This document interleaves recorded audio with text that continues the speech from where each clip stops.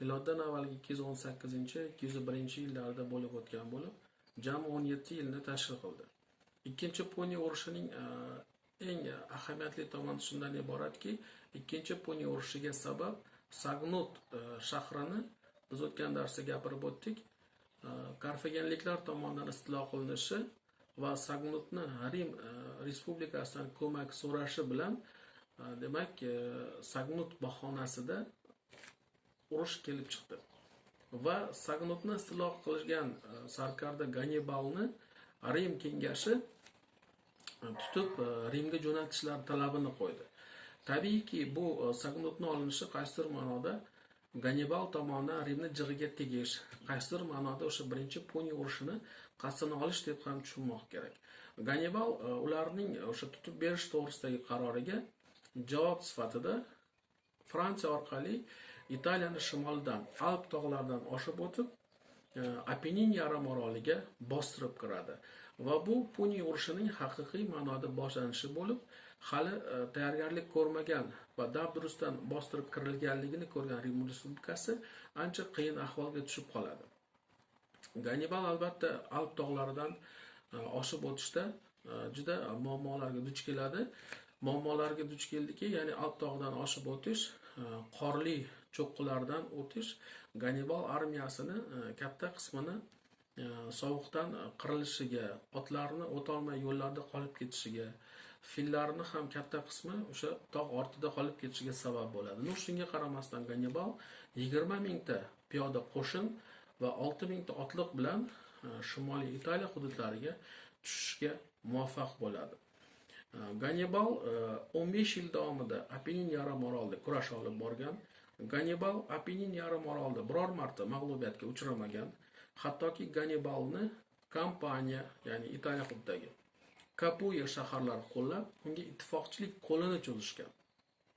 Bundan tashqari Gannibalga butun Sitsiliya hududi, Sirakuza o'zini xayrixoh va ittifoqchiligini bildirgan hamda o'sha davrdagi Makedoniya podshosi Filip V ham o'zini Gannibal ittifoqchisi ekanligini e'lon qilib, yordam qo'lini cho'zgan. Ko'rib turganimizdek, o'sha Gannibalning fillari va otliqlardan iborat qo'shinni Alp tog'idan o'tish jarayoni qisqacha tasvirlagan lavhani ko'ryapmiz. Aslida Gannibal o'sha Alp tog'idan o'tishdan oldin o'sha Iberiyadan yo'lga chiqqan jangchilar, otliqlar soni juda katta bo'lgan, ammo tabiiy sharoit sabab uning kam sonli qo'shini Alp tog'laridan oshib o'tishga muvaffaq bo'ldi va biz yuqorida aytganimizdek, ammo mahalliy ittifoqchilar, qo'shni davlatlardan kelgan ko'mak sabab uning armiyasining soni qisqa davrda 40 mingta piyoda askarga yetadi. Shu o'rinda Gannibalni o'sha dengiz osha, tog' osha yurishlarini ko'rsak, mana bu sariq rangli chiziq strelkalar bevosita bu Gannibalning o'sha yurishlaridan dalolat va mana bu Sagnut shahri o'sha urushga sabab bo'lgan shahar. Mana ko'ryapmiz, 217-yilda u Iberiyani shimoli tomon ketyapti. 218-yil o'sha mana Fransiya hududlari, o'sha Alp tog'lariga chiqish jarayonlari.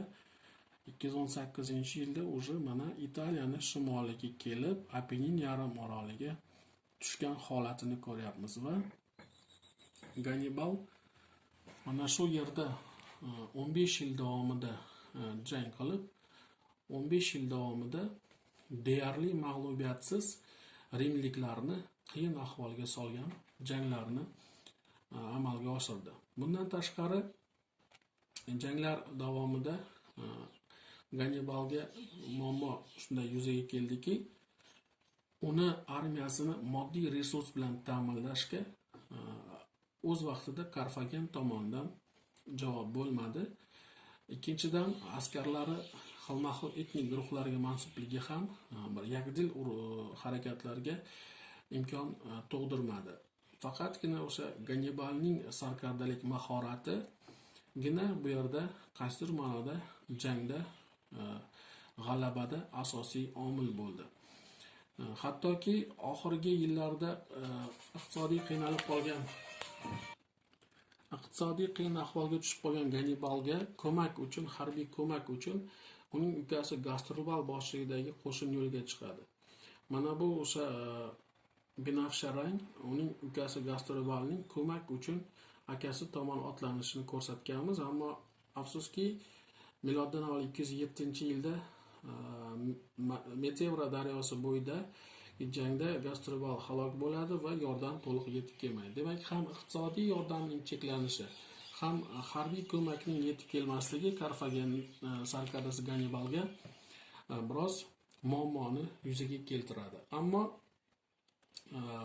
Rim Respublikasi Senati yosh iqtidorli sarkarda Scipionni demak Iberiya tomon jo'natgan edi va mana qizil strelkalar bu ko'p muvaffaqiyatlarga erishadi. Scipionning sharofati bilan Rimning ta'siri Iberiyada ham ortadi va aynan ana shu Scipion boshlagan qo'shinni u Sitsiliya orqali Karfagenga jo'natadi. Majbur bo'ladi Karfagen hukumati Gannibalni zudlik bilan qaytarish haqidagi qarorni chiqarishga va qaytib kelgan Gannibal Scipion bilan Karfagen chetidagi Zamma atrofidagi jangda kurashadi va miloddan avvalgi 202-yilda bu jangda afsuski Gannibal mag'lubiyatga uchraydi. Juda katta ayanchli shartlarni qo'yadi. Birinchidan, Rimdan tashqarida bo'lgan barcha Shimoliy Afrikadan tashqaridagi barcha mulklar Rimniki deb e'lon qilinadi. Ikkinchi talab, 50 yil davomida Karfagen Rim Respublikasiga 10,000 talant miqdorida tovon to'lashi kerak bo'ladi. E'tibor bering, birinchi Puniya urushida miloddan avval 241-yilda imzolangan sulhga ko'ra 3200 talant tovon yuklangan bo'lsa, mana bu yerda o'zi ancha miqdori oshganligi 10,000 talant miqdorida tovon to'lash majburiyati yuklanadi.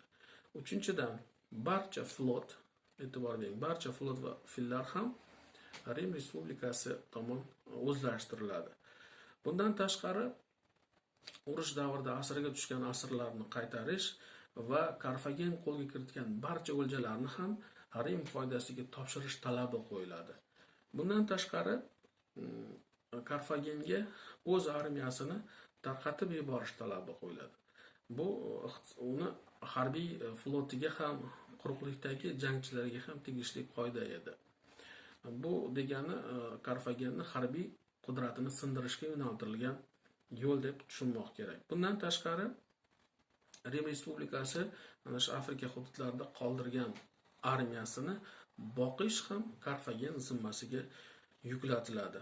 Bundan tashqari, garov sifatida Karfagenlik 100 ta obro'li xonadon vakillari Rimga jo'natiladi, ya'ni garov evaziga jo'natiladi.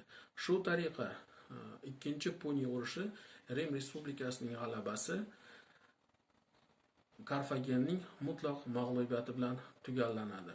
Rim Respublikasi O'rta Yer dengizining butun g'arbiy sohilida to'liq hukmronlikka erishadi.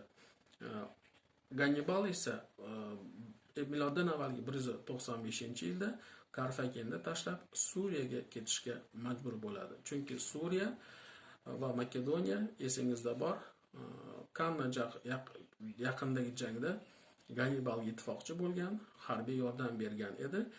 Gannibal o'sha Karfagendan majbur bo'ladi Suriyaga ko'chib ketishga.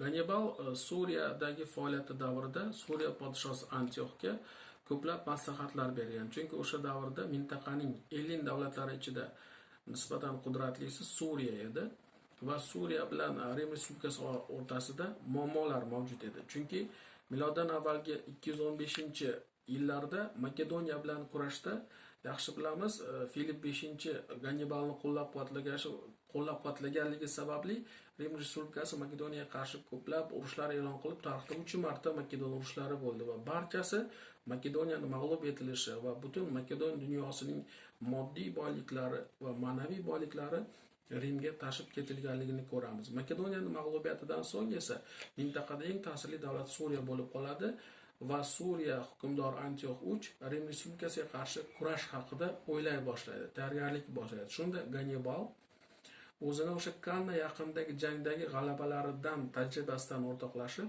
Antiox IIIga maslahat beradi. armiyani va butun ittifoqchilar qo'shinini Apenninga olib borib, urushni o'sha Apenninda olib borish kerak degan taklifni beradi. Ammo Salafkiylar hukmdori Antiox III o'zining ittifoqchilariga haddan ortiq ishonganligi bois urush harakatlarini Gretsiyada boshlaydi. Chunki o'sha paytda Gretsiya hududlari Rim respublikasi ta'sirida bo'lib, bu yerda bir qancha Rim askarlari demak mudofaa uchun qoldirilgan va ularga qarshi urush e'lon qiladi. Miloddan avvalgi 192-188 yillardagi Suriya va Rim kurashida afsuski Suriya mag'lub bo'ladi. Chunki Suriyani o'sha Elin dunyosidagi Pergam, Rodos va mavjud ittifoqdagi davlatlar qo'llab-quvvatlashmagan va afsuski Suriyaga ham bir nechta talablar qo'yilib, bir necha ming talant davom, armiya va fillarni topshirish va eng muhimi Gannibalni tutib Rim respublikasiga topshirish talabi qo'yiladi. Shundan so'ng Gannibal endi Suriyani ham tashlab, mitti bir davlat bo'lgan Vifiniyaga qochib ketishga majbur bo'ladi. Rim respublikasi Vifiniyaga ham ta'sir o'tkazadi va nihoyat 60 yoshga kirib qarib qolgan, hatto ko'zlari juda ko'rish darajasi past bo'lib, даже ko'r bo'lish holatiga kelgan Gannibal miloddan avvalgi 183-yilda, ayrim kitoblarda 188-yilda deb yozyapti, zahar ichib vafot etadi. Shu tariqa ikkinchi Puniya urushini g'alabasini ta'minlab bergan mashhur sarkarda Gannibal bu dunyo